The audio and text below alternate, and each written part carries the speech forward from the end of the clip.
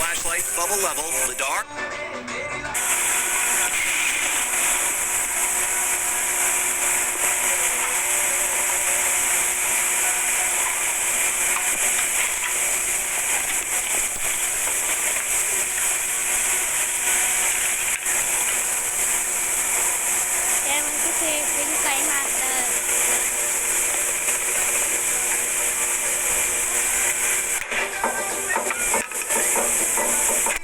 Alarm sounds out there that just sound unsettling. I mean, that's an alarm, right? It's supposed to sound unsettling. However, I would say some alarms simply sound a lot more unsettling than others. And if you've been watching my channel over the years, I think you've heard some of those more unsettling alarms than usual. For System Test 27 today, I think I've found an audio file that is definitely within that category of eerie alarms, and that's what we're going to be testing out today. So for the alarms, this is a voice evacuation system, so I can pick my own audio files. So for the speaker today, this is speaker strobe. It is a Wheelock E70A-24MCW. It has an amber strobe and it says alert on it. And then going to the right of that, we have another alarm with an amber strobe.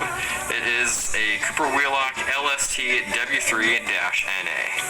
And then to go with the Wheelock theme, although this is Siemens, this is a ZH-MCW. And I do have the settings on this kind of interesting. The panel is programming it to Wheelock Sync, and the alarm is set on code 3, and the way it syncs up, it just, you'll see later in the video, it's kind of interesting. It's not code 3, it just beeps, you know, like a normal pulse beep. So you'll see that. I've never heard a tone out of this alarm that sounds like it, but it's kind of interesting. And then going down, we have the plant evacuation pull station, and we'll test out one of the smoke detectors and maybe one of the pull stations today. All right, let's test the unsettling fire alarms. Well, with the theme being unsettling alarms, we might as well turn off the light to be on point. But note, this will make the strobes flash a lot brighter on the camera, so if you have any medical reactions to bright flashing lights, you might not want to watch past this part in the video. All right, let's activate the alarm.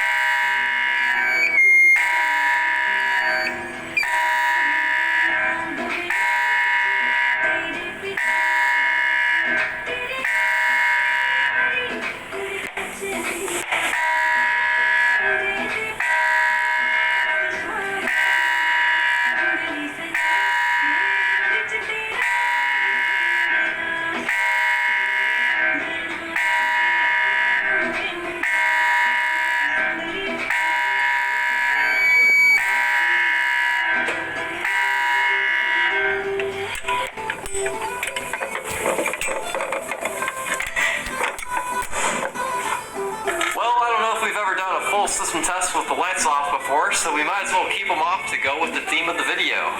So you may have noticed in that last test that it appeared only one strobe was flashing. They both were flashing, however, the LED one definitely overpowers this one, and since they were flashing in sync, you would only see the LED one. So, and with the lights off, it just makes this one a lot harder to see. They usually stay in sync pretty well. Sometimes they'll get a little bit out of sync, but since they're both by the same brand, they usually do a good job of staying in sync.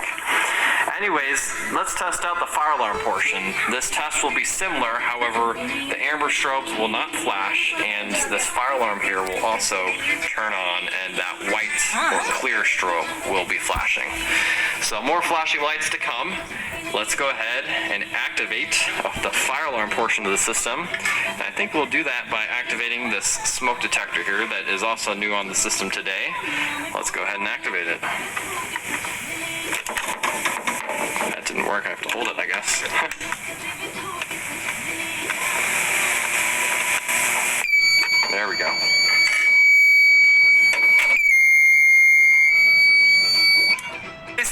controversial, but no one should be debating politics without real data points. Ever sit through a debate?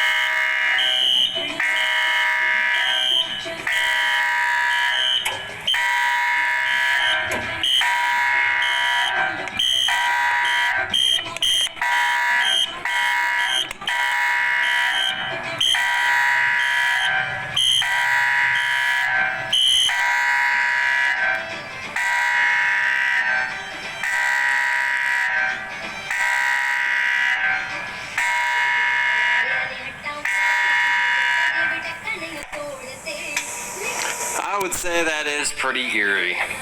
And yes, I know that the programming with the code 3 and how it's synced with this alarm here is definitely probably not the greatest thing for it. However, I've never heard it do that specific pattern before, so I figured I would share it with the rest of the community. Alright, should we do one more activation? We might as well. Here we go.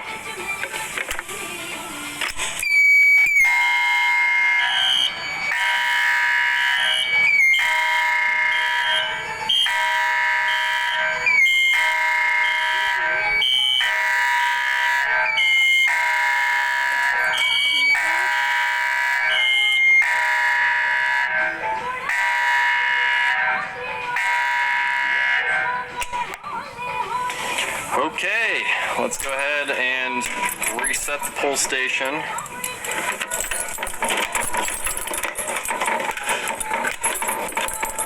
And then we'll reset the main fire alarm control system from the annunciator. Let's see, which one's the reset button? That's this one. It's kind of dark. Alright, I think that's going to do it for today's unsettling system test. Thank you everyone for watching. Rate, comment, and subscribe.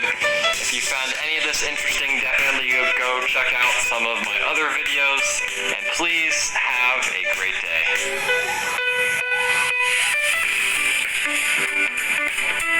day.